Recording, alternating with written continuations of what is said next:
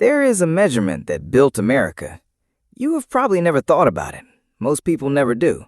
It is not the kind of thing that comes up in conversation or that gets mentioned in the history books that sit on school library shelves. It is too small for that, too technical, too quiet. But without it, none of the rest of American history would have happened the way it did. The great westward expansion, the unification of a continent, the movement of armies and goods and people across thousands of miles of open land, all of it depended, in ways that are almost invisible until you look closely, on a single number: 4 feet, 8.5 inches. That is the distance between the two rails of a standard American railroad track. Not 4 feet even, not 5 feet. Not some round, satisfying number that a person might choose if they were starting from scratch with a blank piece of paper and a logical mind. 4 feet, 8.5 inches. A number that seems almost deliberately odd, almost as though it was chosen specifically to resist easy memorization. And in a sense, it was not chosen at all. It arrived. It accumulated. It was the product of centuries of habit and accident and compromise and stubbornness, passed from one context to another, until it became, simply, the way things were. This is the story of how that number came to define the physical infrastructure of the most powerful nation on Earth. It is a story about engineering and politics and war, and the particular human tendency to keep doing things the way they have always been done, even when no one can quite remember why they started doing them that way in the first place. It is, in the truest sense, a boring story, and that is exactly what makes it worth telling. To understand the story of American rail gauges, you have to go back much further than America itself. You have to go back to England, to the mines of northern England in the centuries before the railroad as we know it existed at all. Because the railroad did not appear fully formed from the minds of inventors. It grew, slowly and organically, from something much older and much simpler. Long before there were steam engines, there were tracks. In the coal mines of County Durham and Northumberland, miners had been moving heavy loads along wooden tracks since at least the early 1600s. The principle was simple and practical. A wheeled cart rolling along a smooth, fixed track requires far less effort to push or pull than a cart rolling across rough ground. Friction is the enemy of movement, and rails reduce friction dramatically. These early mine railways used horses to pull the carts. They were not glamorous. They were not the subject of public excitement or newspaper coverage. They were simply tools, the way a wheelbarrow or a pulley is a tool, used by working people in working places to make hard physical labor slightly less impossible. And they had a gauge, a distance between the rails, not because anyone had done careful calculations to determine the optimal width, but because the carts had a certain width, and the rails had to be spaced to match. The carts had a certain width because they were built to fit a certain standard of the time, which was itself derived from the width of older wagons, which had been built to fit the ruts worn into the stone roads of England over centuries of use. There is a theory, persistent and appealing, and only partly accurate, that the gauge of the railroad is ultimately derived from the width of Roman roads, that the ruts worn into Roman stone by Roman chariots determined the spacing of wagon wheels for centuries afterward, and that those wagon wheels determined the spacing of the first steam railroads, and that the first steam railroads determined the spacing of every standard gauge track laid down across the American continent. The truth is somewhat more complicated than that, but the spirit of it is correct. The gauge of the railroad is, in a very real sense, an inheritance, a measurement passed forward through time, surviving not because anyone kept choosing it, but because changing it would have required changing everything else, and changing everything else was always more trouble than it was worth. That dynamic, the powerful inertia of established systems, is the central theme of everything that follows. The man's name whose name is most closely associated with the establishment of the standard gauge is George Stephenson. Stephenson was born in 1781 in Northumberland, England, the son of a colliery fireman. He grew up around the mine railways of the northeast of England, the same rough wooden track systems that had been in use for generations. He taught himself to read as an adult, educated himself in mechanics through observation and practice, and eventually became the most important figure in the early history of the steam railroad. His locomotive, the Rocket, won the rain-hail trials in 1829 and established beyond serious doubt that steam-powered rail travel was practical, reliable, and commercially viable. The Liverpool and Manchester Railway, which opened in 1830 and which Stephenson's locomotive served, is generally considered the world's first modern railroad in the sense that we understand the term today. It was a public railway, operated by steam, carrying both passengers and freight on a regular schedule. And it was built to a gauge of 4 feet 8 inches. Stephenson had used that gauge, or something close to it, because it was the gauge of the colliery railways he had grown up working on. It was the gauge of the tracks his horses had pulled carts along since childhood. It was the gauge that felt simply right, not because he had calculated it to be optimal, but because it was familiar. When he later surveyed the route of another early English railway, the Grand Junction Railway, and was asked about the gauge, he recommended the same measurement. And when his recommendations were followed, and when those railways became successful, and when other railways were built connecting to them, they naturally adopted the same gauge, because a different gauge would have meant that trains could not pass from one line to another without being lifted and shifted. The gauge spread not through mandate but through the logic of connection. Every new line that wanted to connect to an existing line had to match the existing line's gauge. And because Stephenson's lines were among the first and the most successful, his gauge became, gradually and without any official decision, the dominant standard. He eventually added that half-inch, making it 4 feet 8.5 inches, apparently to smooth the running of wheels in curves. The half-inch is, in some ways, the most perfectly absurd detail in this entire story. It is the kind of adjustment that makes complete engineering sense, but that, taken out of context, makes the whole thing seem almost comically arbitrary. 4 feet 8.5 inches, because the mines used it, because Stephenson knew the mines, because Stephenson built the first successful railroads, because the first successful railroads set the pattern for everything that followed. When railroad technology crossed the Atlantic to America, it brought its gauge with it. The first American railroads, built in the late 1820s and early 1830s, were short lines connecting specific points for specific purposes. The Baltimore and Ohio Railroad, chartered in 1827 and opened in stages through the early 1830s, is often cited as the first American common carrier railroad. The South Carolina Canal and Railroad, opened in 1830, was for a time the longest railroad in the world. These early American lines did not automatically adopt the English standard gauge. America was a new country, and there was a sense, present in many areas of early American engineering and design, that the old world's ways were not necessarily the right ways, and that a fresh start offered the opportunity to do things better. The result was a proliferation of gauges. Different railroad companies in different parts of the country built their lines to whatever gauge their engineers and investors decided upon. Some chose something close to the English standard, others chose wider gauges, believing that wider tracks would allow larger and more stable locomotives and cars. Still others chose narrower gauges, believing that the cheaper construction costs of narrow-gauge lines made more sense for the economics of their particular routes and territories. In the South, a gauge of 5 feet became common. In parts of New England, 4 feet 10 inches was used. In Ohio, there were lines built to a gauge of 4 feet 10 inches and others built to 4 feet 8.5 inches, and they could not exchange cars or locomotives without modification.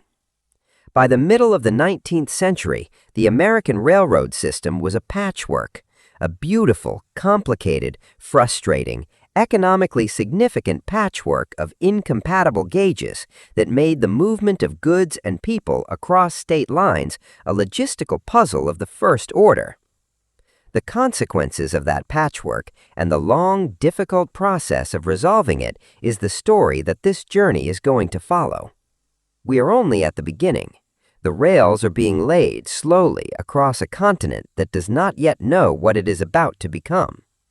The decisions being made right now in the 1830s and 1840s and 1850s in the offices of small railroad companies and in the minds of engineers who are doing their best with the knowledge they have, these decisions are going to shape everything that follows. A war is coming that will make the question of railroad gauges into a matter of national survival. A transcontinental railroad is being dreamed of that will require someone, finally, to choose a single standard and enforce it across thousands of miles of unmapped territory. And a decades-long process of standardization is going to unfold that will transform a patchwork of incompatible systems into the unified network that made modern America possible. But we will take it one step at a time. There is no rush here. The rails are long, and the story is longer, and the best way to travel is slowly. There is a particular kind of problem that grows slowly. It does not arrive as a crisis. It does not announce itself with urgency or alarm. It accumulates quietly in the background of ordinary commercial life, in the small frustrations of merchants and the careful calculations of freight agents and the conversations of railroad managers who are beginning to notice with increasing concern that the system they are building does not quite fit together. The gauge problem in America was that kind of problem. In the 1840s, the railroad was still a young technology. The first American lines had been operating for barely a decade. The men who built them were still learning what railroads could do, what they required, and what they cost. The idea that a national network of interconnected lines might one day carry goods from the Atlantic coast to the Mississippi River and beyond, that idea existed, but it existed mostly as a vision, a possibility, something that serious men discussed in terms of the future rather than the present. And because the future felt far away, the gauge problem felt manageable. Each railroad was, for the moment, a local thing. It connected one city to another, or one region to a port. If its gauge did not match the gauge of a neighboring line, that was inconvenient, but it was not catastrophic. There were workarounds. Goods could be unloaded from one car and reloaded onto another. Passengers could transfer from one train to another at the junction point. It was slow and expensive and annoying, but it worked after a fashion. The trouble was that the railroads were growing, and as they grew, the inconveniences were multiplying. To appreciate what the gauge problem actually meant in practice, it helps to think about the specific moment when a train reached a gauge break. A gauge break is the point where two railroads of different gauges meet. At that point, the train cannot continue. Its wheels are spaced for one gauge, and the tracks ahead are spaced for another. Something has to change. In the early days, that something was almost always the cargo. Workers at the gauge break junction would unload every item from the cars of one train and carry them, by hand or by smaller transfer vehicle, to the cars of the other train. This process was called transshipment, and it was exactly as laborious and time-consuming as it sounds. A shipment of cotton bales from a southern plantation loaded onto a freight car in Georgia and destined for a textile mill in Massachusetts might pass through several transshipment points on its journey north, each one adding hours or days to the transit time and dollars to the cost. The cost was not trivial. Freight rates in the antebellum period reflected the inefficiency of transshipment. Goods that traveled across gauge breaks were more expensive to move, which meant they were more expensive to buy at the other end, which meant that the people who needed those goods were, in a very direct and tangible way, paying the price of the gauge problem every time they made a purchase. The merchants who paid these costs were aware of them. The railroad managers who collected the freight revenues were aware of them. The politicians who represented the commercial interests of their regions were aware of them. But awareness of a problem and the will to solve it are different things. and solving the gauge problem required a degree of cooperation among competing railroad companies that the commercial culture of the 1840s was not well suited to produce. The railroads of this era were private enterprises built with private capital, operated for private profit. They competed with each other for freight and passenger traffic. They guarded their routes and their revenues with the fierce protectiveness of businesses that had risked significant sums of money and needed to see a return. In this context, the gauge break was not only a problem. For some railroads, it was also an opportunity. A railroad that controlled a transshipment point controlled a choke point in the flow of commerce. The labor of unloading and reloading goods had to be performed by someone, and that someone charged for the service. The delays imposed by transshipment meant that shippers had to plan farther ahead and hold more inventory, which increased their costs, but also increased their dependence on the railroad that controlled the junction. There were railroad managers in the 1840s and 1850s who understood perfectly well that standardizing the gauge would benefit the overall system and reduce costs for everyone, and who quietly preferred that the standardization not happen, because the inefficiency of the current system was generating revenue that standardization would eliminate. This is a pattern that repeats throughout the history of infrastructure. The people who benefit from the existing arrangement, however inefficient it may be, are often the most effective opponents of change, not because they are villains necessarily, but because they are rational actors responding to the incentives in front of them. The existing arrangement is paying them. The proposed new arrangement might not. From where they sit, the problem looks less like a problem and more like a feature. But the gauge problem was not only an economic inconvenience, it was also beginning to reveal itself as something more serious.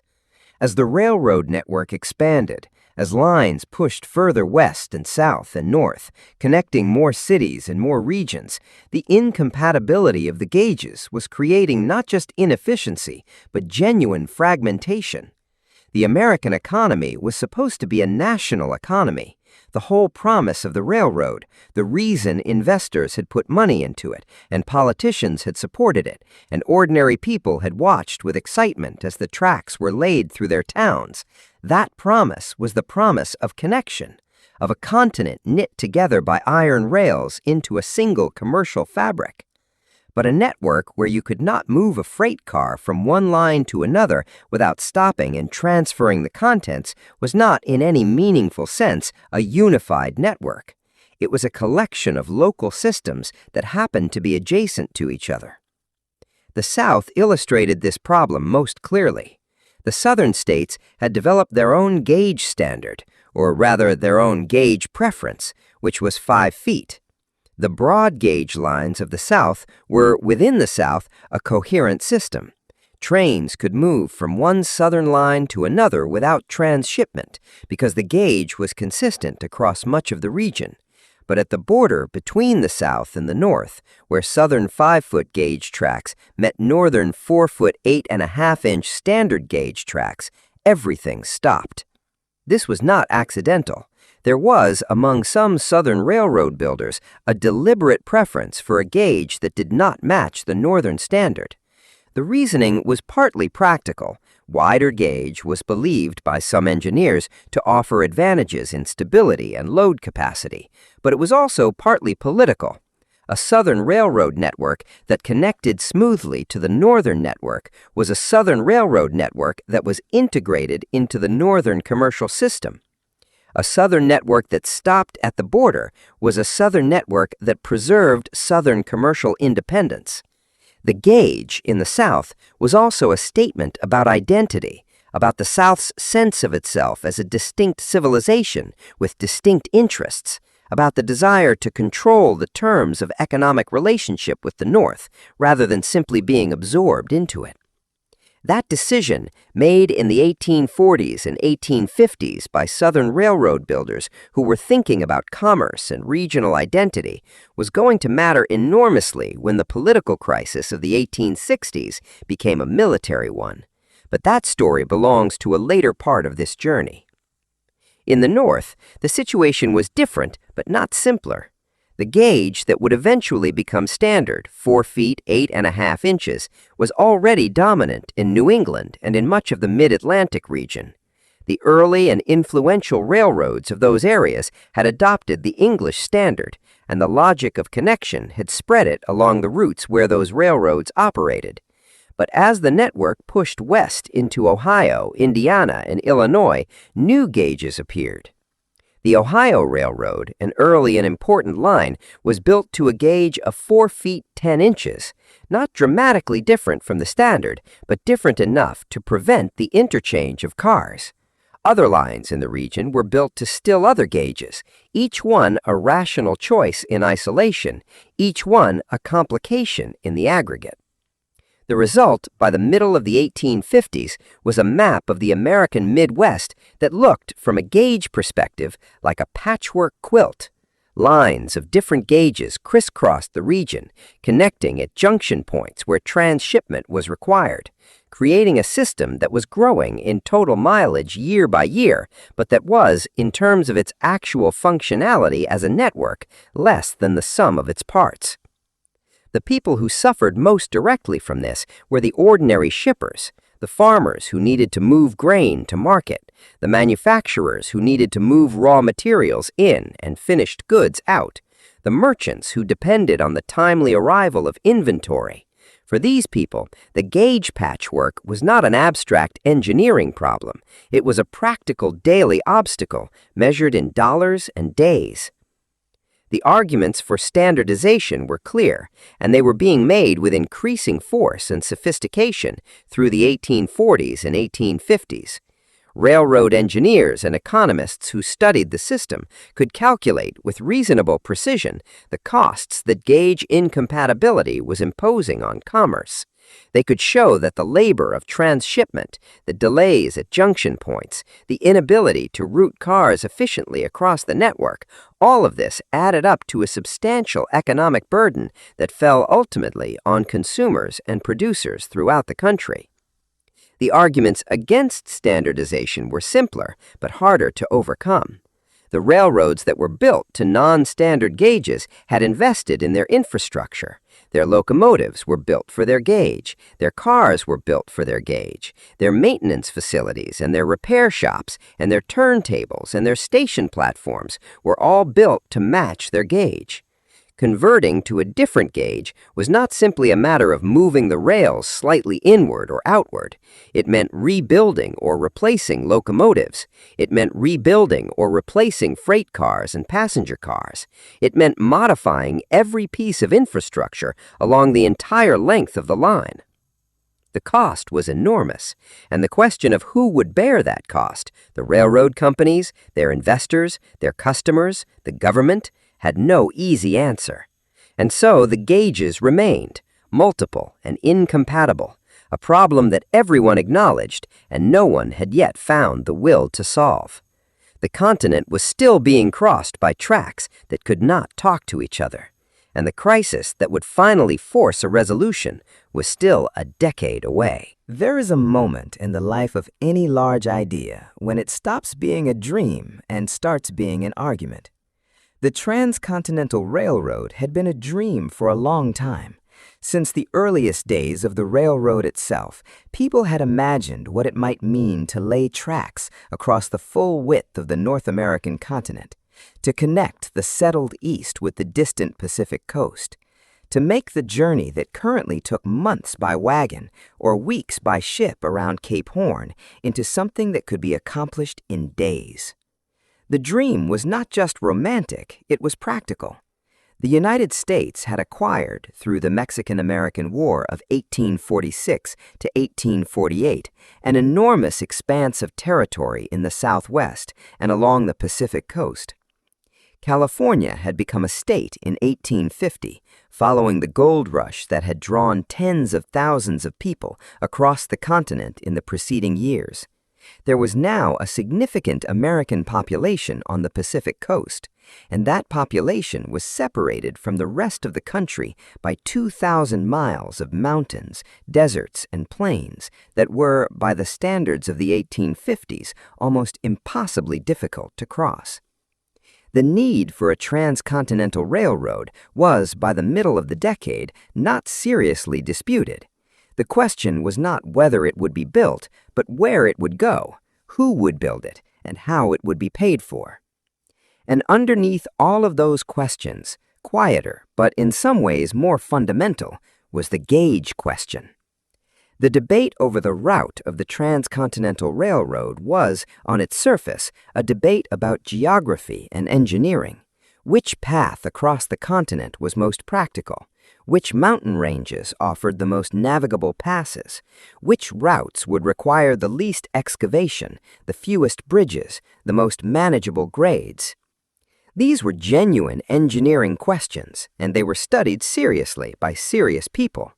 The Army Corps of Engineers conducted extensive surveys of potential transcontinental routes in the early 1850s, producing detailed reports on the topography, the climate, the availability of water and timber and other resources along various paths from the Mississippi River to the Pacific coast.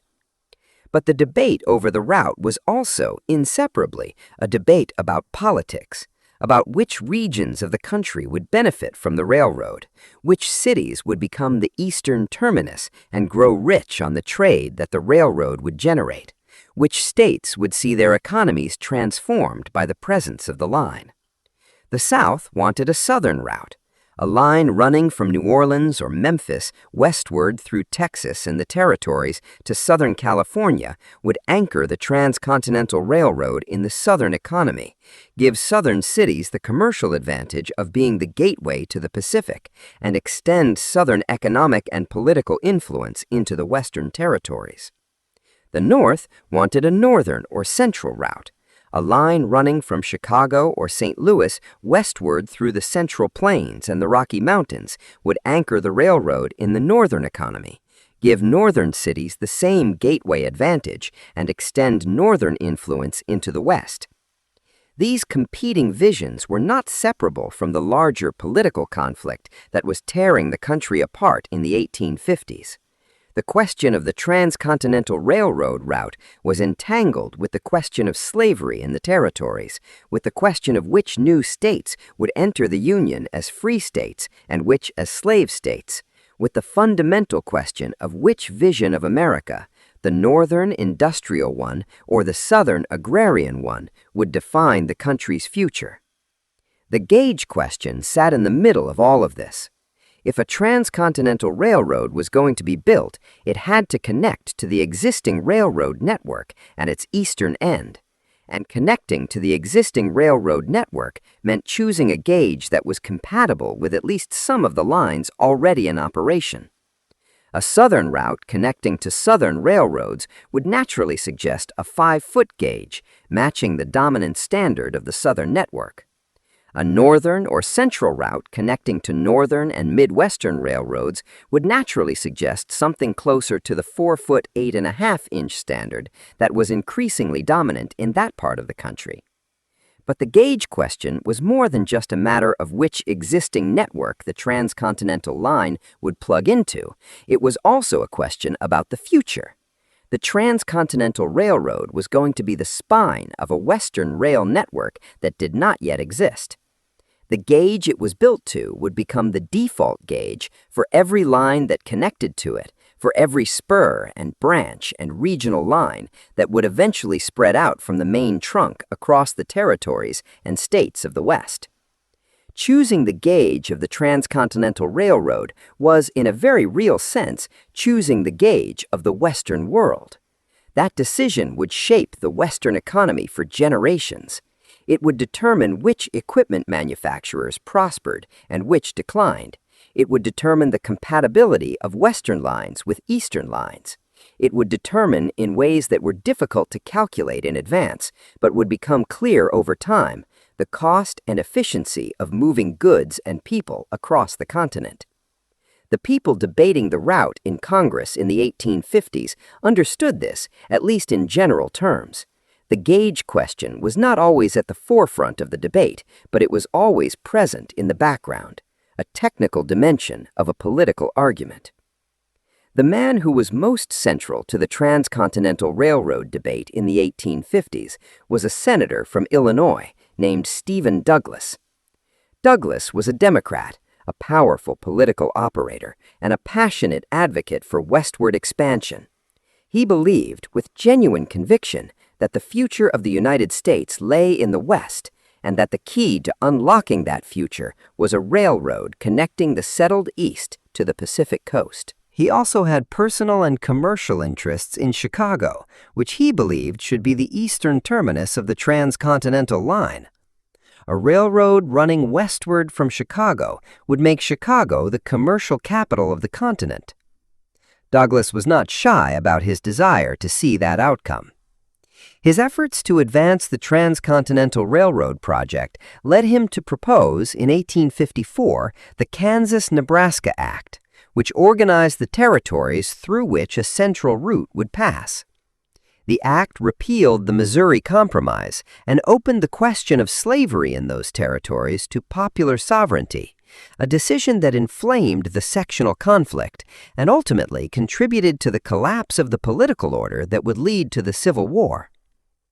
The Transcontinental Railroad, in other words, was so important, so central to the political and economic ambitions of the competing sections, that pursuing it contributed to destroying the political conditions under which it might have been built. By the late 1850s, the debate over the Transcontinental Railroad had become thoroughly tangled in the sectional crisis. Every vote on every aspect of the project was filtered through the lens of the slavery question and the larger conflict over the future of the Union. A southern route meant Southern advantage. A northern route meant Northern advantage, and neither side was willing to give the other that advantage. The result was gridlock. Year after year, the Transcontinental Railroad was discussed, debated, studied, and surveyed. And year after year, no decision was made, because no decision could command the agreement of a Congress that was fracturing along sectional lines. While Congress debated and delayed, the practical problem of the gauges continued to accumulate consequences in the existing railroad network. The 1850s were a decade of rapid railroad expansion in the United States. The total mileage of American railroads more than tripled during the decade, from about 9,000 miles in 1850 to more than 30,000 miles in 1860. This was extraordinary growth, driven by private investment, by the demonstrable commercial value of the railroads already in operation, and by the land grants and other government support that were increasingly being offered to encourage railroad construction. But this rapid growth was happening in the absence of any coordinating standard. Each new railroad was built to whatever gauge its promoters chose.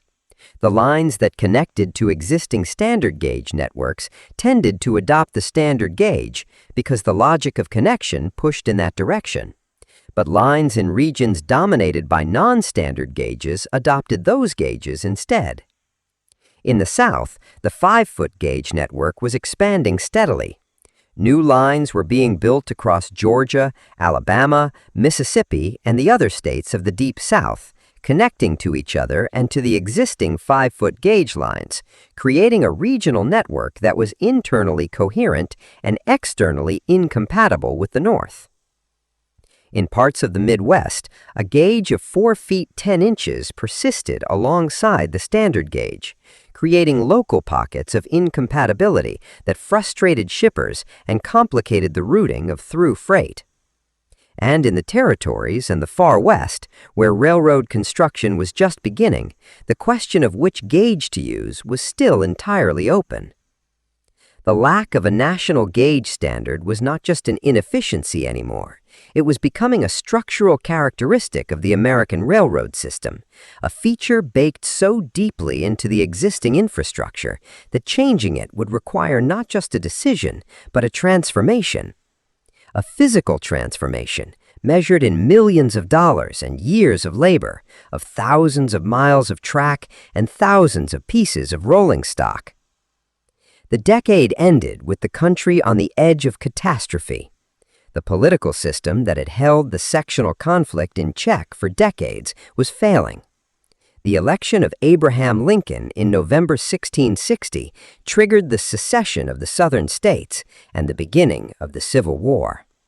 The great debate over the transcontinental railroad, which had consumed so much political energy throughout the 1850s, was suddenly overtaken by a conflict that made every other question seem secondary. But the Civil War did not make the gauge question disappear. In a sense, it made it more urgent than it had ever been before, because the war was going to demonstrate with brutal clarity exactly what the incompatibility of the gauges cost when the thing being moved was not cotton or grain, but soldiers and supplies. And it was going to clear away the political obstacles that had prevented a decision about the transcontinental railroad, because with the southern states out of Congress, the northern vision for the West could finally be enacted without the southern opposition that had blocked it for a decade. The gauge question was about to be answered, not perfectly, not immediately, and not with enormous difficulty. But the conditions that had kept the question open for 30 years were about to change. The war was coming, and the railroad would never be the same. There is nothing like a war to reveal the weaknesses in a system. In peacetime, inefficiency is an annoyance. It adds cost, it slows things down, it frustrates the people who have to work around it. But life goes on. Merchants find workarounds, shippers adjust their schedules. The system lurches forward, imperfect but functional, and the people who benefit from the inefficiency make sure that the pressure to fix it never quite becomes overwhelming. In wartime, inefficiency becomes something else entirely. It becomes a question of survival. The army that cannot move its supplies cannot feed its soldiers. The army that cannot feed its soldiers cannot fight, and the army that cannot fight loses. The Civil War, which began in April of 1861 and would last for 4 years, was the first major conflict in history to be fought in the age of the railroad. Both sides understood from the beginning that the railroad was not just a convenience, it was a strategic asset of the first order. The ability to move troops and supplies quickly across large distances could mean the difference between victory and defeat.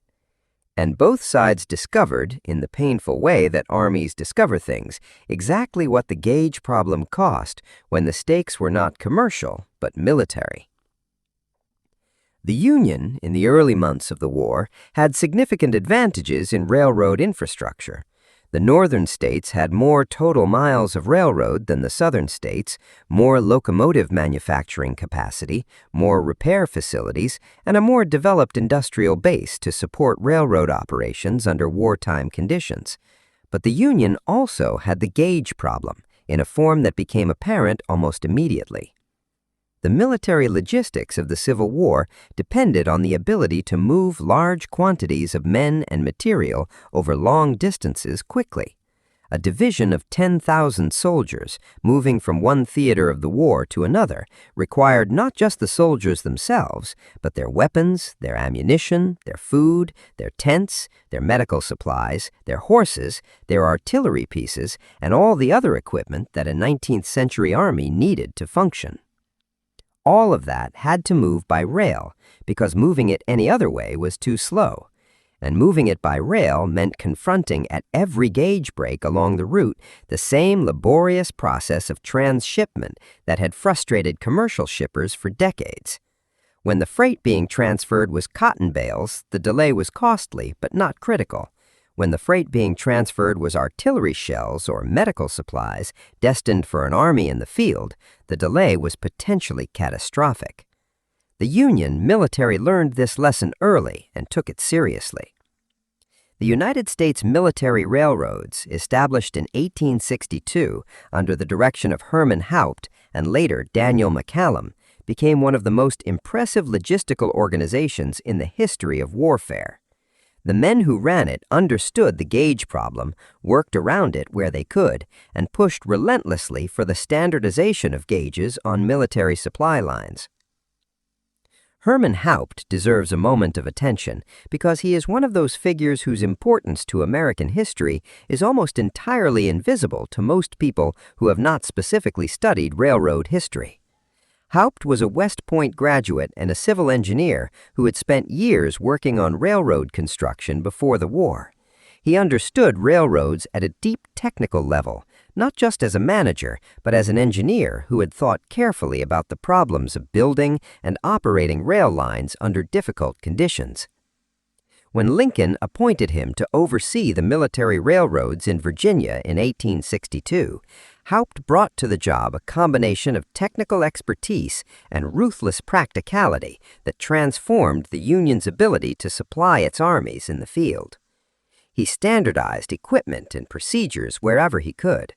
He trained crews in the rapid repair of damaged track and bridges, developing techniques that allowed his men to rebuild destroyed railroad infrastructure with a speed that repeatedly astonished observers.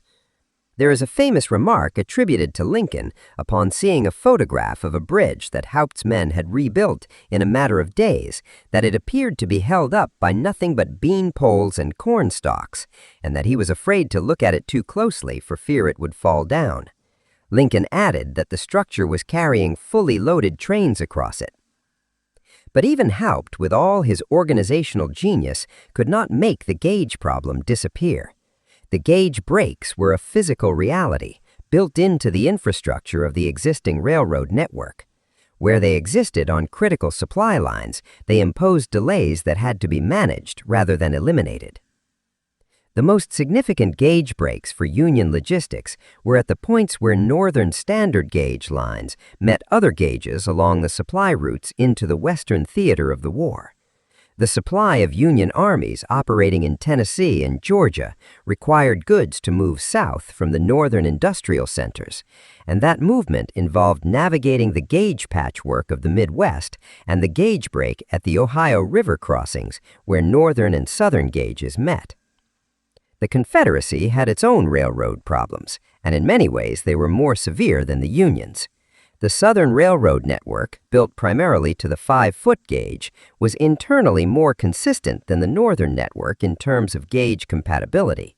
Within the South, trains could generally move from one line to another without transshipment, which was an advantage.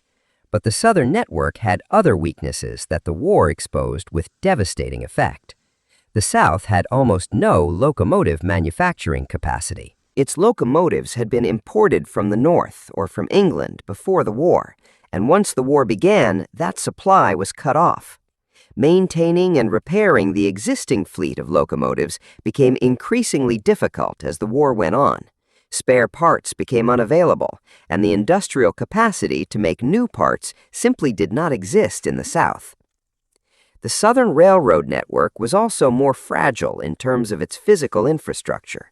Southern rails were generally lighter and less well-maintained than northern rails. The roadbeds were often in poorer condition. The bridges were frequently wooden structures that were vulnerable to burning, and the Confederacy lacked the engineering capacity to rebuild them quickly when they were destroyed. The Union military, under Haupt and his successors, developed a systematic approach to destroying Confederate railroad infrastructure that proved devastatingly effective. Rails could be heated in bonfires and twisted around trees, what Union soldiers called Sherman's neckties, after the general whose campaigns in Georgia and the Carolinas made the practice famous, in a way that made them impossible to relay without being re-rolled in an industrial facility. The South had almost no such facilities. The Confederate railroad system deteriorated steadily throughout the war. Lines that had been adequate before the conflict became inadequate under wartime demands, then became unreliable, then became barely functional. By the final months of the war, the inability of the Confederate railroad system to supply its armies in the field was a significant factor in the Confederacy's collapse. But the most important effect of the Civil War on the gauge question was not what happened on the battlefield or in the logistics depots. It was what happened in Washington. When the Southern states seceded and their representatives left Congress, the political deadlock that had prevented any decision on the Transcontinental Railroad dissolved overnight. The Southern opposition to a Northern route, which had blocked every serious proposal for a decade, was simply gone. The Republican Congress that remained, led by men who shared Abraham Lincoln's vision of a continental nation unified by commerce and infrastructure, moved quickly. In 1862, Congress passed the Pacific Railroad Act, authorizing the construction of a transcontinental railroad along a central route to be built by two companies, the Union Pacific, building westward from the Missouri River, and the Central Pacific, building eastward from Sacramento, California. The act provided enormous government support for the project. Land grants along the route gave the railroad companies millions of acres that they could sell to settlers and speculators to raise construction capital. Government bonds provided additional financing. The terms were generous to the point of being extravagant, reflecting the urgency that Congress felt about the project and the political connections of the men who had lobbied for it. And the act specified a gauge. The gauge specified in the original Pacific Railroad Act of 1862 was 5 feet. This is a fact that surprises many people who assume that the standard gauge of 4 feet 8.5 inches was always the obvious choice for the Transcontinental Railroad. It was not. The 5-foot gauge had its advocates, and those advocates were persuasive enough to get their preference written into the original legislation. The arguments for 5 feet were not unreasonable. A wider gauge allowed for larger, more stable cars and locomotives. It offered some engineering advantages on a line that would need to carry heavy loads across mountain passes and desert terrain. And there was a school of thought among railroad engineers that the standard gauge was simply too narrow for the demands of a transcontinental main line. But Lincoln himself intervened. The president, who had some background in railroad law from his years as a lawyer in Illinois and who took a personal interest in the Transcontinental Railroad project, directed that the gauge be changed. His reasoning was practical. The railroads of the Midwest, which would connect to the eastern end of the transcontinental line, were predominantly standard gauge. Building the transcontinental line to a different gauge would create a break at the connection point that would defeat the purpose of building a through line. In 1863, Congress amended the Pacific Railroad Act to specify a gauge of 4 feet 8.5 inches. It was not a dramatic moment. There was no great debate, no memorable speech, no single event that historians have singled out as the turning point. It was a practical correction to a practical problem, made by a president who understood that the Transcontinental Railroad was only useful if it connected smoothly to the network it was meant to extend. But the consequences were enormous. The gauge of the Transcontinental Railroad became, by the logic of connection that had always governed gauge adoption, the default gauge of the American West. Every line that connected to it, every branch and spur and regional railroad that spread out from the main trunk was built to the same gauge. The Western Railroad network that would develop over the following decades was, from the beginning, a standard gauge network. The argument about the gauge of the American West was settled before the West was fully built. The war ended in April of 1865. The Confederate armies surrendered. The nation began the long and painful process of reconstruction, and the railroad crews who would build the Transcontinental Railroad were already gathering at their starting points, preparing for the greatest construction project in American history. The gauge was chosen, the route was authorized, the money was arranged, imperfectly and corruptly, but arranged nonetheless. What remained was the work. And the work was going to be extraordinary. There is a particular kind of human endeavor that seems impossible until it is done, and then, once it is done, it seems like it was always inevitable, like the outcome was never really in doubt, like the difficulties that made it seem impossible were simply obstacles to be overcome rather than reasons to stop. The construction of the first transcontinental railroad was that kind of endeavor. When the work began in earnest in the mid-1860s, there were serious people, engineers, financiers, politicians, journalists, who doubted that it could be accomplished at all. Not the idea of it, the idea had been accepted, but the physical reality of it. The reality of laying rails across 2,000 miles of territory that included the Great Plains, the Rocky Mountains, the Great Basin Desert, and the Sierra Nevada Range. Territory that was, in large parts, unmapped in any useful detail. Territory that offered, in places, almost none of the resources that railroad construction required. No timber, no water, no food, no labor pool. Nothing but distance and difficulty stretching in every direction. The men who built it did not think too hard about the whole of it. They thought about today's mile, and then tomorrow's mile, and the mile after that. The Union Pacific began its work at Omaha, Nebraska, in the fall of 1863, though serious construction did not begin in earnest until after the war ended in 1865, and the labor and materials that had been consumed by the conflict became available for other purposes. The Central Pacific had begun at Sacramento, California, in January of 1863, and had already been working for 2 years by the time the Union Pacific got fully underway. The Central Pacific's challenge was the Sierra Nevada, the wall of granite mountains that separated California's Central Valley from the Nevada desert. Getting over the Sierras was going to require engineering of a difficulty and scale that had no real precedent in American railroad construction. Both companies were working to the same gauge, 4 feet 8.5 inches. The decision had been made, the legislation had been passed, and the surveyors and engineers who were laying out the routes were working to that standard. The gauge question, as it applied to the transcontinental line itself, was settled. But the settled gauge created its own challenges, challenges that were different in character from the political arguments of the previous decades, but no less real. The physical act of building a railroad to standard gauge across the American West required first and most fundamentally rails.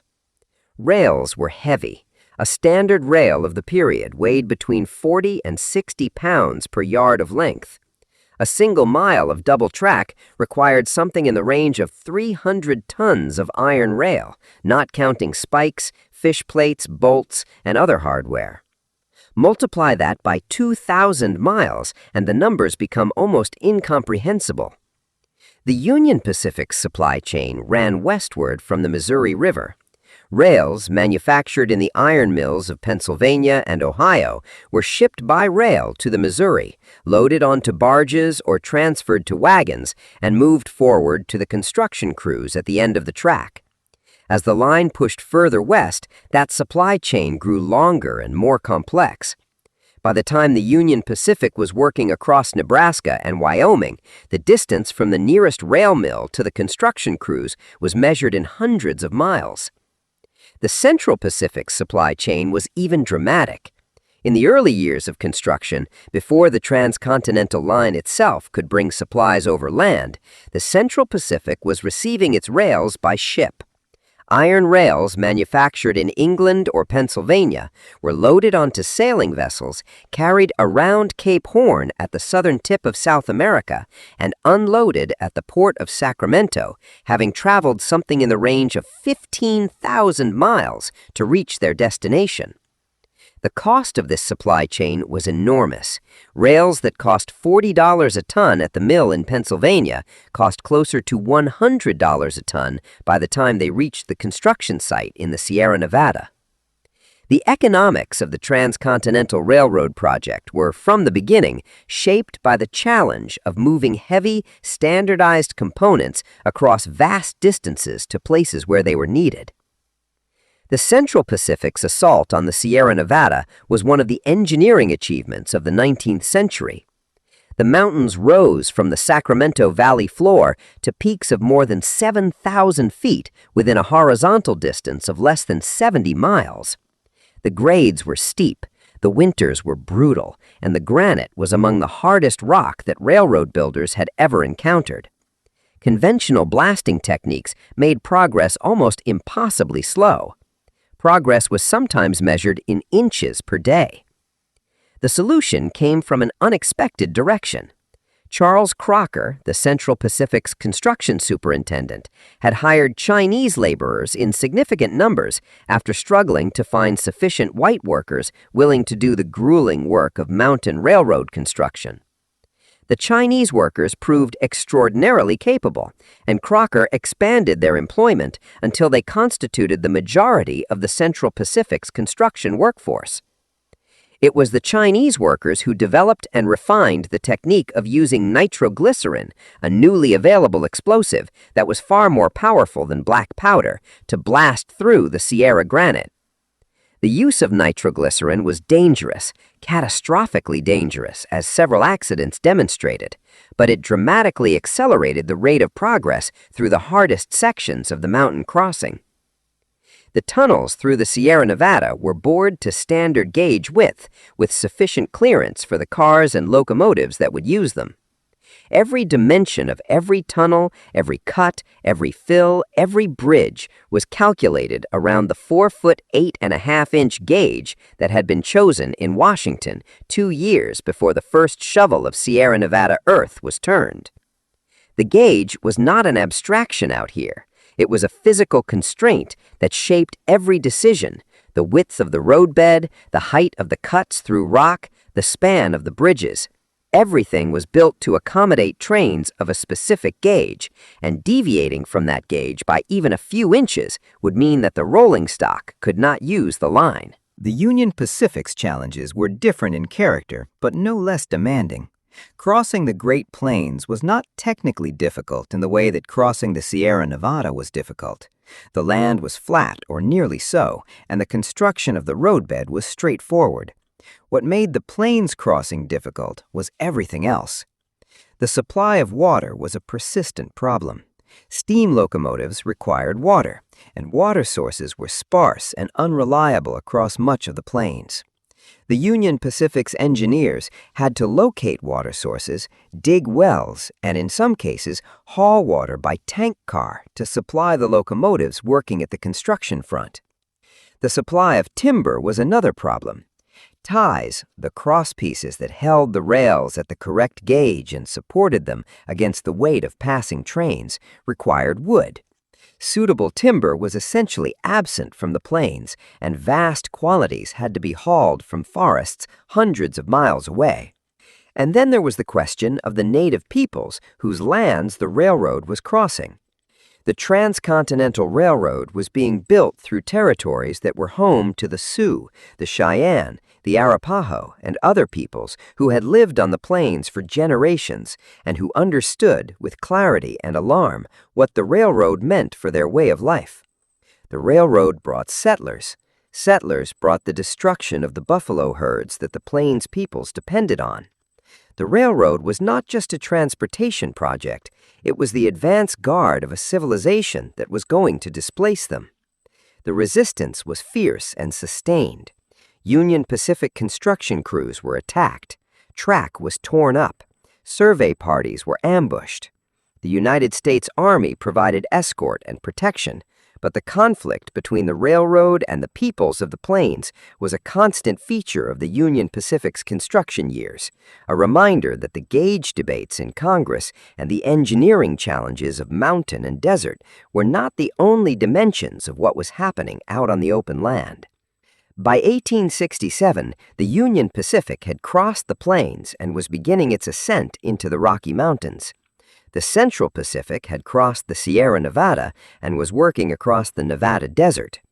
The two lines were converging, and the question of where they would meet was becoming both a practical engineering question and a competitive one. The Pacific Railroad Acts had not specified a meeting point. They had simply authorized both companies to build until they connected. And since the government subsidies, both the land grants and the bond financing, were calculated per mile of track laid, both companies had a powerful financial incentive to lay as many miles as possible before the meeting point was determined.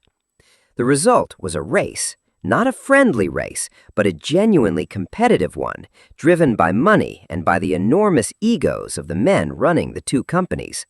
The Central Pacific's Big Four, Leland Stanford, Collis Huntington, Charles Crocker, and Mark Hopkins, were not men who were inclined to leave money on the table.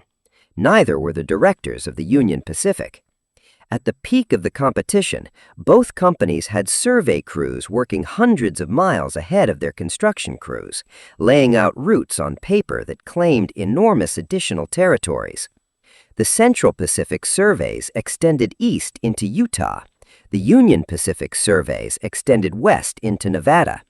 For a time, the two sets of survey stakes were running parallel to each other across the Utah desert, as neither company was willing to acknowledge that the other had any claim to the territory between them. Congress eventually intervened, designating Promontory Summit in Utah Territory as the meeting point. The decision was practical rather than elegant. Promontory Summit was not a particularly important place. It was not a city or a significant geographical feature. It was simply the point that the negotiators agreed upon, a compromise location that gave both companies roughly what they had been entitled to under the original legislation. The ceremony at Promontory Summit on May 10, 1869, has been described and depicted so many times that it has acquired the quality of mythology. The two locomotives, the Central Pacific's Jupiter and the Union Pacific's number 119, facing each other on the newly joined track. The crowd of workers, officials, and observers gathered around them. The telegraph lines running east and west, ready to carry the news of the completion to every city in the country simultaneously. The golden spike, actually there were several ceremonial spikes, including one of gold, one of silver, and one of a gold and silver alloy, prepared for the driving. The ceremony was imperfect, as ceremonies tend to be. Leland Stanford swung his silver-plated maul at the golden spike and missed. The telegrapher, who had been instructed to tap out the signal the moment the spike was driven, sent the signal anyway, and the news went out across the country that the transcontinental railroad was complete. The celebrations that followed were genuine and enormous. In cities across the country, people rang bells and fired cannons and gathered in the streets to mark what they understood, correctly, to be a transformative moment in American history. But the people celebrating were, for the most part, not thinking about gauge. They were thinking about connection, about the fact that it was now possible, in principle, to travel by rail from the Atlantic coast to the Pacific coast, about what that meant for commerce, for settlement, for the future of the American West, for the place of the United States among the nations of the world. The gauge, 4 feet 8.5 inches, stretching now from the Missouri River to Sacramento, was the invisible foundation of all of it, the technical fact that made the celebration possible, the measurement that nobody mentioned because it was simply, now, the way things were. But the story of American rail gauges was not finished. The transcontinental line had been built, the standard gauge had been established as the spine of the Western network, but thousands of miles of non-standard gauge track still existed across the country, particularly in the South, where the 5-foot gauge network remained intact and incompatible with the standard gauge lines of the North. The unification of the American rail gauge, the conversion of every significant line in the country to a single standard, was still years away. And it would require not just engineering, but the particular kind of organized, large-scale, carefully coordinated effort that the 19th century was only beginning to learn how to accomplish. The golden spike had been driven, but the work was not done. There is a difference between a decision and an implementation. A decision can happen in a moment, in a congressional vote, in a presidential directive, in the agreement of a room full of railroad executives who have finally accepted what the numbers have been telling them for years. A decision is clean. It has a date. It can be recorded and remembered and pointed to as the moment when things changed. Implementation is different. Implementation is slow and expensive and complicated and full of the kind of unglamorous detail that does not make it into history books. Implementation is the work that happens after the decision, in the yards and workshops, and along the thousands of miles of track where the abstract choice has to be turned into physical reality. The decision to standardize American railroad gauges was made gradually, over many years, in many places, by many different people. There was no single moment, no single vote, no single agreement that resolved the gauge question for the entire country. But there was one day, one extraordinary, carefully planned, meticulously executed day that came closer to that ideal than anything else in the history of American railroads. That day was May 31st, 1886. And what happened on that day was something that had never been attempted before and has rarely been attempted since. The conversion of an entire regional railroad network spanning thousands of miles across 11 states from one gauge to another in a single day. To understand why that day was necessary and why it was possible, you have to understand what had happened in the 15 years since the Golden Spike at Promontory Summit. The Transcontinental Railroad had done what its advocates promised it would do. It had opened the West to settlement and commerce on a scale that would have been impossible without it. The population of California grew.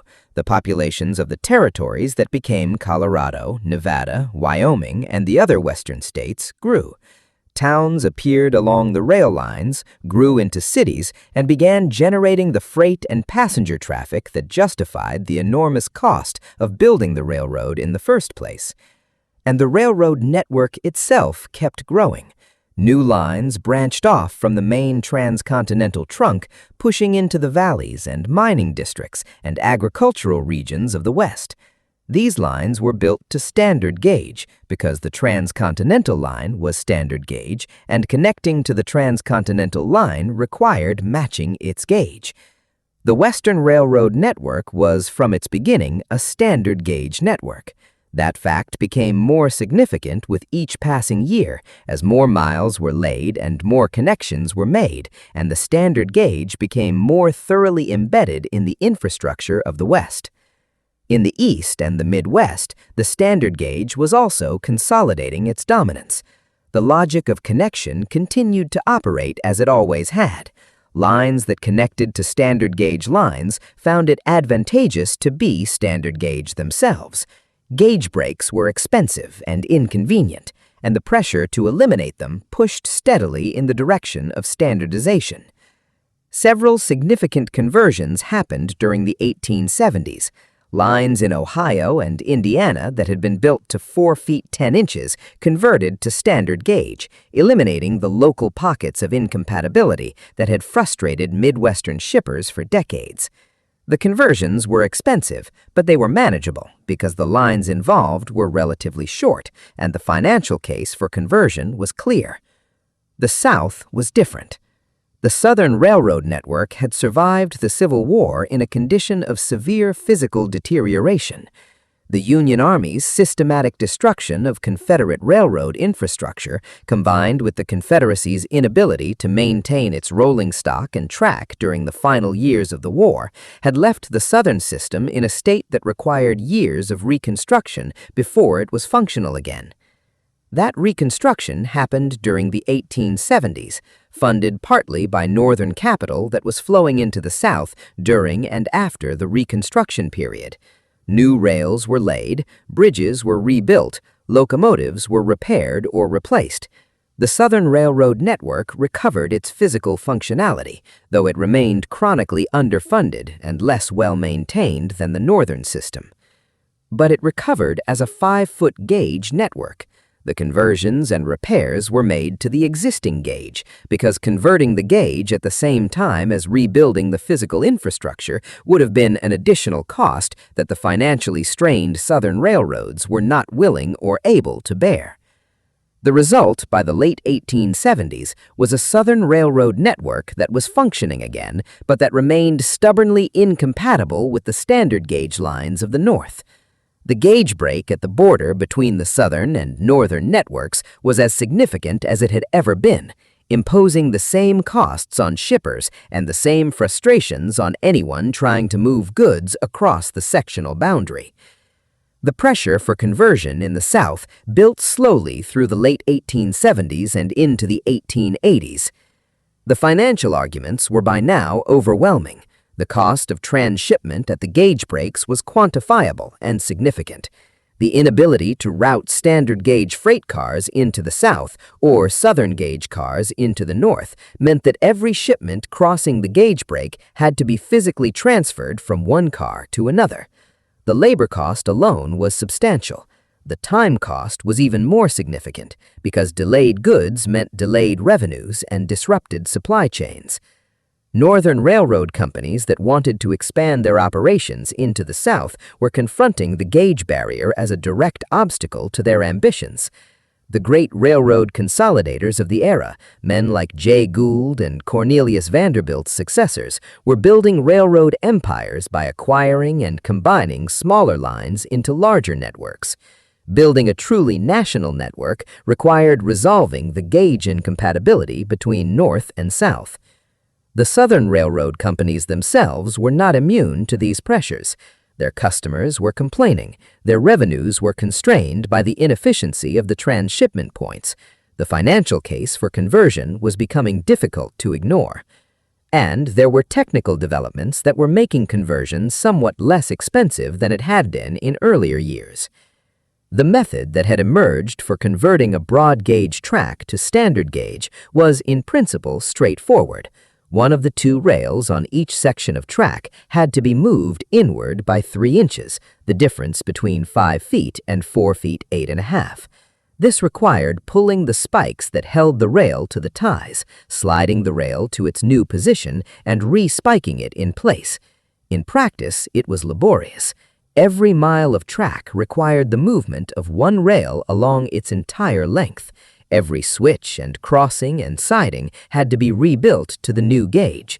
Every locomotive and freight car operating on the converted line had to be modified to match the new gauge, either by moving the wheels inward on their axles or by replacing the wheels entirely. The total cost of converting the Southern network was estimated by the engineers who studied the problem in the early 1880s to be in the range of several $million. A very large sum, but not an impossible one for a railroad network that was generating significant revenues and had access to the capital markets of the post-Civil War era. The decision to convert came together through a process of negotiation and coordination among the Southern railroad companies that took place over several years in the early 1880s. The key organizational challenge was not the engineering. The engineering was understood. It was the coordination. The Southern Railroad Network was not a single company. It was dozens of separate companies, each with its own management, its own finances, its own interests, and its own perspective on the timing and terms of conversion. For the conversion to work, for it to be commercially viable rather than creating a new set of partial incompatibilities, it had to happen across the entire network essentially simultaneously. A Southern railroad that converted to standard gauge while its neighbors remained on 5-foot gauge would find itself incompatible with both the North and the South. It would have eliminated one transshipment point and created several new ones. The conversion had to be coordinated, and coordinating the simultaneous action of dozens of independent companies operating across thousands of miles of track in 11 states was a management challenge of a kind that had very few precedents. The Southern Railway and Steamship Association, an organization that had been formed in the 1870s to coordinate rate setting among Southern railroads, provided the institutional framework within which the conversion was organized. Its members met, negotiated, argued, and eventually agreed on a plan. The date chosen was May 31st and June 1st, 1886. 2 days on which work crews across the entire Southern network would simultaneously shift the gauge of their lines from 5 feet to 4 feet 9 inches, Not quite standard gauge, but close enough to allow standard gauge cars to operate on the converted lines with minor wheel adjustments. The choice of 4 feet 9 inches rather than 4 feet 8.5 inches was a compromise, a final vestige of Southern reluctance to adopt the Northern standard completely. It was close enough to allow interchange, but different enough to represent a symbolic assertion of distinctiveness. Within a few years, the remaining 3/8 of an inch would be eliminated, and the Southern network would be fully standard gauge. But in 1886, 4 feet 9 inches was what could be agreed upon. The execution of the conversion was a feat of organization that deserves more recognition than it has received. In the days leading up to May 31, 1886, work crews were assembled and positioned along the entire length of the Southern network. Materials were stockpiled, supervisors were briefed. Every company in the network had worked out in detail how its section of track would be converted, in what sequence, and by what method. On the morning of May 31, 1886, the work began simultaneously across the network. Thousands of workers spread out along the tracks, pulling spikes and moving rails. The process was systematic and, by the standards of large-scale manual labor operations of the era, remarkably well organized. Section by section, mile by mile, the gauge of the Southern Railroad network changed. Some of the conversions involved additional complications. At major stations and yards, the track work was more complex, with multiple switches and crossings that all had to be rebuilt to the new gauge. These locations required larger crews and more careful coordination to ensure that the work was completed without leaving the station non-functional for longer than necessary. The locomotives and rolling stock presented a separate challenge. Many of the Southern Railroad companies had arranged for their locomotives to have their wheel gauges adjusted in advance so that the converted engines would be ready to operate on the new gauge tracks as soon as the track work was complete. Others arranged to borrow standard gauge equipment from Northern connections to maintain service during the transition period. By the end of June 1, 1886, 2 days after the work had begun, the conversion was essentially complete. The Southern Railroad network, which had operated at 5 feet for decades, was now operating at 4 feet 9 inches. The gauge break that had separated the Southern from the Northern network, that had imposed costs on shippers and frustrated the ambitions of railroad consolidators for 30 years, was gone. The reaction at the time was muted considering the scale of what had been accomplished. There were no ceremonies, no golden spikes, no crowds gathered to watch the last rail being moved into its new position. The work happened quietly, spread across thousands of miles of track in the Southern countryside, performed by workers who were doing a job rather than making history. The business press noted the conversion with approval. Shippers who had been paying the cost of transshipment for decades welcomed the change. Railroad managers who had been navigating the logistical complications of the gauge break found their operations simplified. But for most Americans, the conversion of the Southern Railroad gauge was a technical event that happened at a distance in a part of the country's infrastructure that was largely invisible to daily life. It was the resolution of a problem that most people had never thought about in terms precisely enough to appreciate what solving it actually required. The gauge of the American railroad network was now, for all practical purposes, unified. Not completely. There were still narrow gauge lines in the mountains of Colorado and other parts of the West, built for cheaper standards for specific local purposes. There were still a few holdouts and oddities in various parts of the country. But the great gauge wars were over. The patchwork of incompatible standards that had complicated American commerce and confounded military logistics and delayed the transcontinental railroad for decades was resolved. The continent was at last connected by a single gauge. There is a particular kind of silence that follows the resolution of a long argument. Not the silence of emptiness, not the silence of nothing happening, but the silence of a problem that has been so present for so long, that has occupied so much attention and generated so much friction and consumed so much energy, that when it finally goes away, the absence of it takes a little while to register. The unification of the American railroad gauge created that kind of silence. For 50 years, the gauge question had been a constant presence in American commercial and political life. It had shaped the routes of railroads and the economics of shipping. It had influenced the outcome of military campaigns and the politics of congressional debates. It had frustrated merchants and enriched transshipment operators and complicated the ambitions of every railroad builder who wanted to create a truly national network. And then, in the spring of 1886, it was essentially over. The argument did not end with a dramatic announcement. There was no moment of national recognition, no sense of collective relief. The gauge problem simply stopped being a problem, replaced by the new reality of a unified network that people very quickly began to take for granted. That is the nature of infrastructure when it works well. It disappears into the background, it becomes invisible, and its invisibility is the measure of its success. The immediate commercial consequences of gauge unification were significant and felt quickly. The transshipment points that had operated at the gauge breaks between North and South, the facilities where goods were unloaded from one car and reloaded onto another, began to close or to find other purposes. The labor that had been employed in the business of transshipment was displaced, which was a hardship for the workers involved, but a saving for everyone who had been paying for the service through higher freight rates. Freight cars could now move freely across the entire standard gauge network. A car loaded with cotton in Georgia could be routed to a textile mill in Massachusetts without being emptied and refilled at any point along the journey. A car loaded with steel rails in Pennsylvania could be delivered to a construction site in Texas without interruption.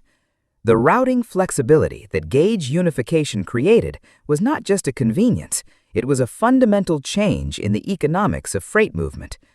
The savings were real and measurable. Freight rates on routes that had previously crossed gauge breaks fell as the cost of transshipment was eliminated. The reduction in transit times was equally significant. A shipment that had previously required 2 or 3 days of handling at a gauge break junction could now move through that same location without stopping. Across thousands of shipments per year, across dozens of former gauge break points, the accumulated time savings were enormous. The railroads themselves benefited from the unified network in ways that went beyond the elimination of transshipment costs. Car utilization improved dramatically. In the days of the gauge patchwork, a freight car was essentially confined to the portion of the network that matched its gauge. It could not be sent beyond the gauge break without being modified, which was expensive and time-consuming. Car fleets had to be sized to meet peak demand on each isolated segment of the network because cars could not be shifted from segment to segment as demand fluctuated. With gauge unification, a freight car became a truly national asset. It could be sent wherever it was needed, routed across the entire standard gauge network to the point where freight was waiting to be moved. The total number of cars needed to serve a given level of freight demand fell because the same cars could now be used more efficiently across a much larger geographic area. The unified network also accelerated a process that had been underway since the end of the Civil War, but that gauge unification turbocharged. Consolidation of American railroads into large regional and eventually national systems. The railroad barons of the late 19th century, Jay Gould, Vanderbilt's son William, J.P. Morgan, Collis Huntington, James J. Hill, were building railroad empires. They were acquiring smaller companies, merging competing lines, and assembling the independent railroads of the preceding decades into large corporate systems that controlled thousands of miles of track and generated revenues that made them among the largest business enterprises in the world. Gauge unification was not the only force driving consolidation, but it was an important enabling condition. A railroad system that controlled lines in both the North and the South could now operate as a genuinely integrated system, rather than two incompatible pieces joined at an awkward seam. Through routes could be offered, through rates could be quoted. A shipper dealing with a large consolidated railroad system could arrange the movement of freight from origin to destination through a single transaction, without having to negotiate separately with multiple carriers at gauge break junctions. The large railroad systems that emerged from this consolidation period were, by the standards of the time, extraordinarily powerful economic entities. They controlled access to markets. They set freight rates that determined the commercial viability of farms and factories and mines across vast territories. The towns that were served by the railroad prospered. The towns that were not served withered. This power was exercised, frequently with a lack of restraint, that generated enormous resentment among the farmers and small businesses that depended on the railroads and had no alternative means of moving their goods to market. The farmers of the Great Plains had a particular and well-documented grievance.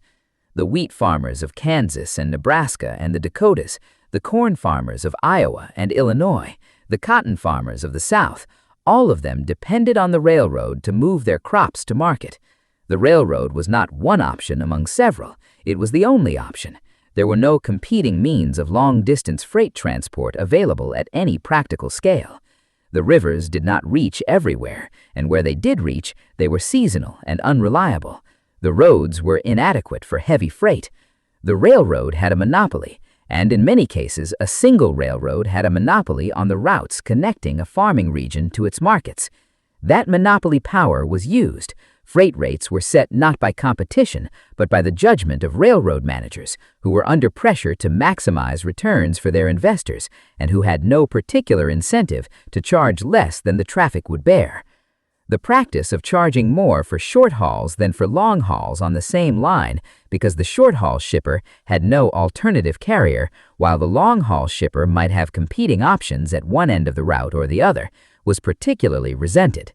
A farmer shipping wheat 50 miles to his local market might pay more per bushel than a large grain exporter shipping wheat 500 miles to a port, simply because the railroad could charge the farmer whatever it wanted and could not charge the exporter quite as much without losing business to a competitor. The resentment generated by these practices was the fuel that powered the agrarian political movements of the late 19th century. The Grangers, the Farmers' Alliance, and eventually the Populist Party all made railroad rate regulation a central demand. Their political pressure led, eventually, to the Interstate Commerce Act of 1887, the first significant federal attempt to regulate railroad rates and practices. The Interstate Commerce Act of 1887 was, in historical perspective, a modest beginning rather than a comprehensive solution. The act established the Interstate Commerce Commission, the first federal regulatory agency of its kind in American history. The commission was given authority to investigate railroad rates and practices, to require that rates be published and adhered to, and to prohibit certain practices like the short-haul versus long-haul discrimination that farmers found most objectionable. But the commission's actual power to enforce its rulings was limited. Railroad companies that disagreed with commission orders could challenge them in court, and the federal courts of the era were generally sympathetic to the railroads. A series of Supreme Court decisions in the late 1880s and 1990s stripped the commission of much of its practical authority, leaving it able to investigate and publicize abuses, but largely unable to compel the railroads to change their behavior. It would take another 2 decades and several additional pieces of legislation, the Elkins Act of 1903, the Hepburn Act of 1906, the Mann-Elkins Act of 1910, before federal railroad regulation had real teeth. But the Interstate Commerce Act of 1887 established the principle, which would prove enormously important in the long run, that the federal government had both the authority and the responsibility to regulate the rates and practices of interstate railroads. That principle was a direct consequence of the unified gauge network that gauge standardization had helped create. A railroad system that operated within a single state was, under the constitutional framework of the time, subject to state regulation. A railroad system that operated across state lines was a different matter, falling under the Commerce Clause of the Constitution and the regulatory authority of the federal government. The Unified Gauge Network was, by its nature, an interstate network. Freight moving from Georgia to Massachusetts crossed multiple state lines. The railroad companies that carried it operated in multiple states.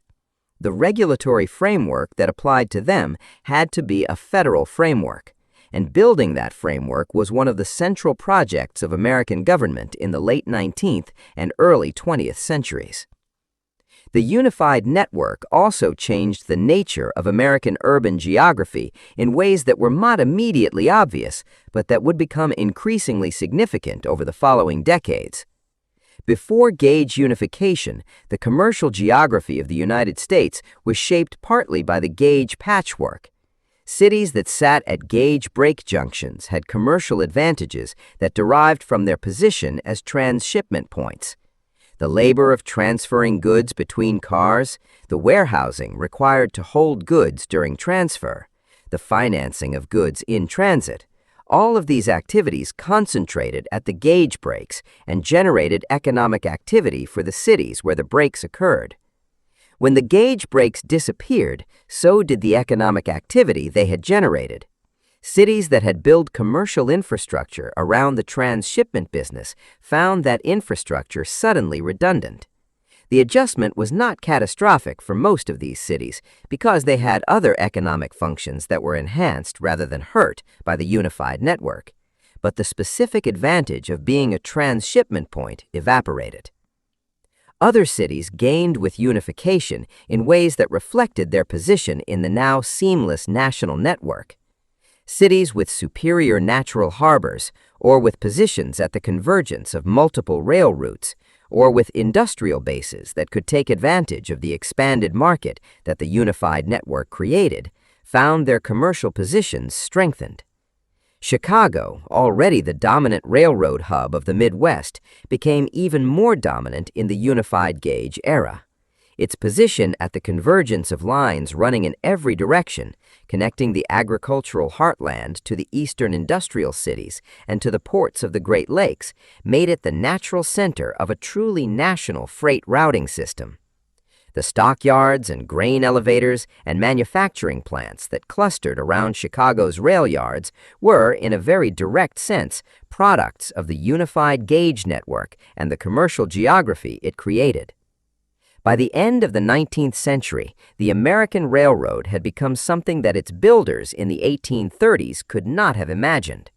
It was a system of nearly 200,000 miles of track, spanning the continent from coast to coast and from the Canadian border to the Gulf of Mexico.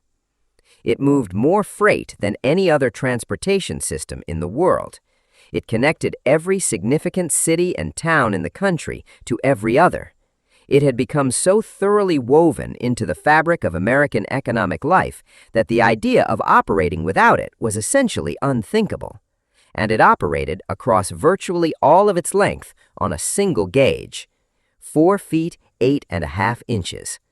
The measurement that had arrived from English coal mines, through the workshops of George Stephenson, across the Atlantic to the early American railroads, through the chaos of the gauge wars and the politics of the transcontinental debate, and the military logistics of the Civil War, and the coordinated conversion of the Southern network, that measurement was now the physical foundation of the most important infrastructure system in the most powerful economy on Earth. It had not been chosen rationally. It had not been the product of careful analysis and deliberate selection from among all possible alternatives.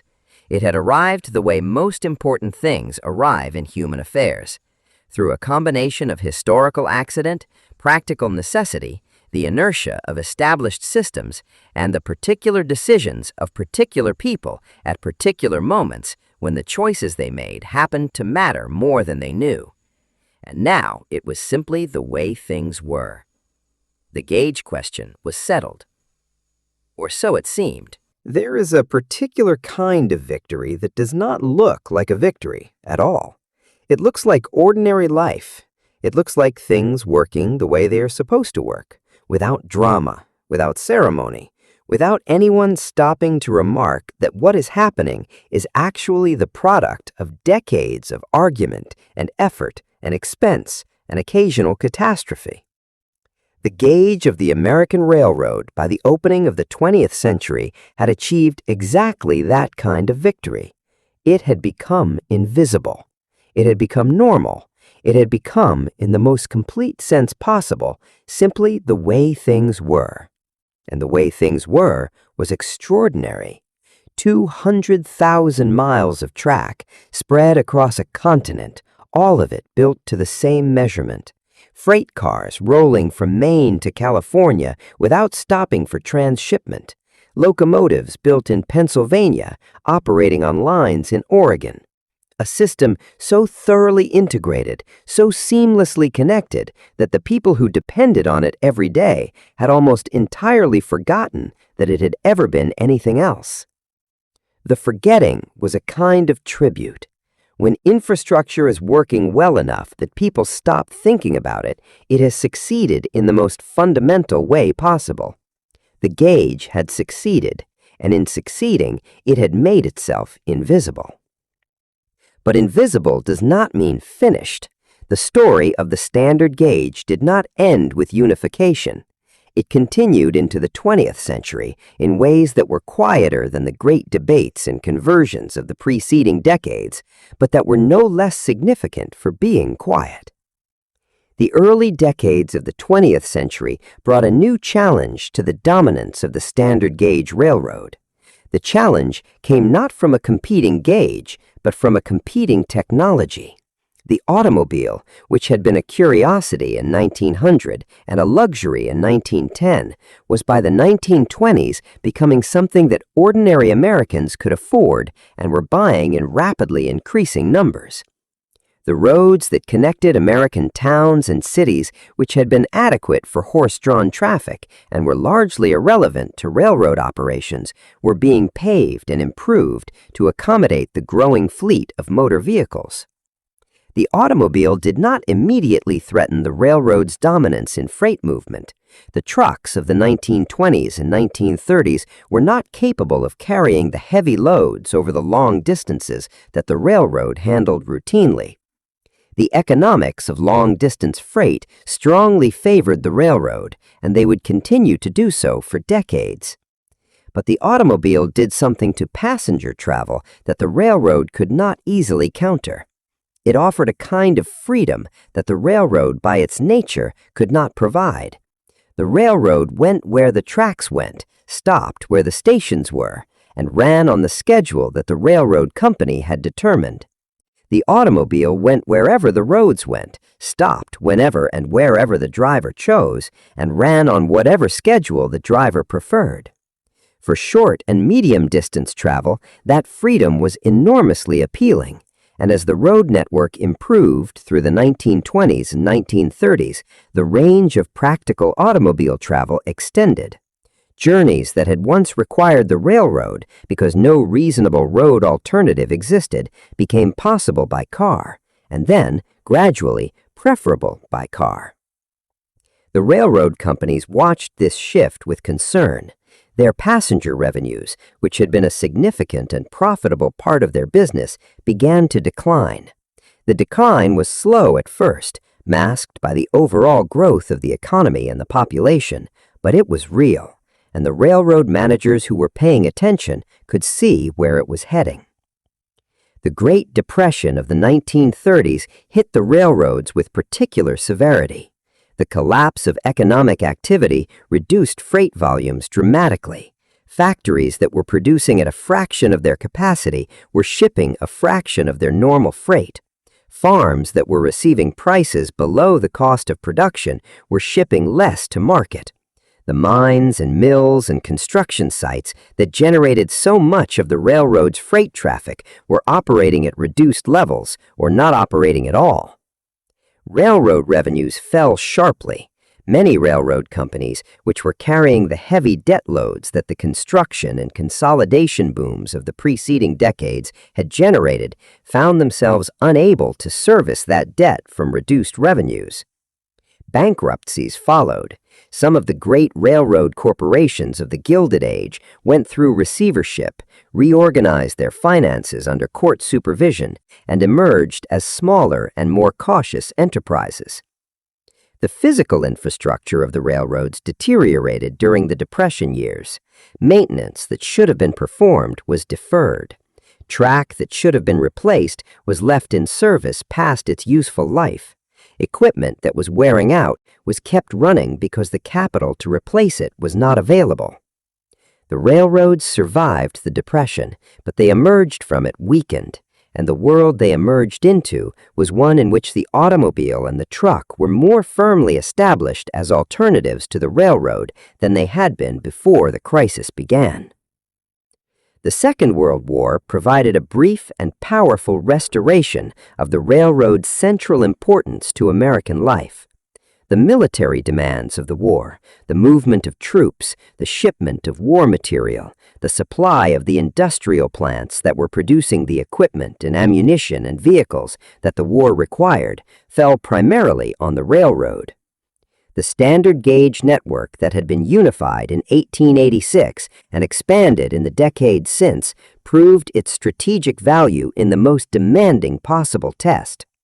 The railroads handled the wartime demand with a competence and efficiency that surprised some observers who had concluded from the struggles of the Depression years that the industry was in permanent decline. The standard gauge was central to this performance. The ability to route cars freely across the entire network, to shift equipment from areas of low demand to areas of high demand, to move military trains across the continent without interruption, all of this depended on the gauge standardization that had been accomplished decades earlier. But the wartime performance was a final demonstration of the railroad's supremacy rather than the beginning of a new era of dominance. When the war ended and the economy returned to peacetime conditions, the trends that had been developing before the war resumed with increased force. The post-war decades brought transformations to American transportation that remade the landscape of the country and permanently altered the railroad's place within it. The interstate highway system, authorized by Congress in 1956 and built over the following 2 decades, created a network of high-speed roads connecting every major American city. The system was explicitly modeled in its conception and its strategic rationale on the railroad network that had unified the country in the preceding century. Eisenhower, who championed the interstate system, had been impressed by the German Autobahn during the Second World War and understood the military and commercial value of a high-speed road network that could move troops and supplies across the continent. The interstate highway system did for the truck what the transcontinental railroad had done for the freight car. It made long-distance trucking practical and economical over routes and distances that previously had favored the railroad. The standardization of the highway system, the consistent lane widths, the grade limits, the bridge clearances, created a national network that trucks of standard dimensions could use anywhere. The parallel to the railroad gauge story is precise and instructive. The highway system worked because it was standardized. A truck built to operate on interstate highways could operate on any interstate highway in the country. The freedom of movement that standardization provided was the foundation of its commercial value. The lesson of the gauge wars, that incompatible standards impose costs that everyone eventually has to pay, had been learned, and the highway system was built from the beginning on a principle of uniform standards. The airlines were making similar decisions in the same period. The jet aircraft that entered commercial service in the late 1950s were built to dimensions that could use the airports that were being constructed and expanded across the country. The standardization of airport infrastructure, runway lengths, gate dimensions, fueling systems enabled the rapid growth of commercial aviation in a way that would have been impossible if every airport had been built to different specifications. The railroad was now one transportation mode among several, competing for freight and passengers with trucks, airlines, and private automobiles. It was no longer the only option, and in many markets it was not the preferred option. The railroad's response to this competition was to specialize. In the decades after the Second World War, American railroads gradually withdrew from the businesses where they could not compete effectively and focused their resources on the businesses where their fundamental advantages, the low friction of steel wheels on steel rails, the ability to move very heavy loads over long distances at relatively low cost per ton, gave them an edge that other modes could not match. Passenger service was largely abandoned. The passenger trains that were a point of pride and a significant revenue source for the great railroad anticipated and still not fully understood. That is how most of the world's important measurements work. Not selected from all possible options by a careful and rational process, but inherited, adapted, imposed, negotiated, and eventually accepted as the foundation on which everything else is built. 4 feet, 8.5 inches. The distance that built America, and the distance that, quietly, invisibly, still holds it together.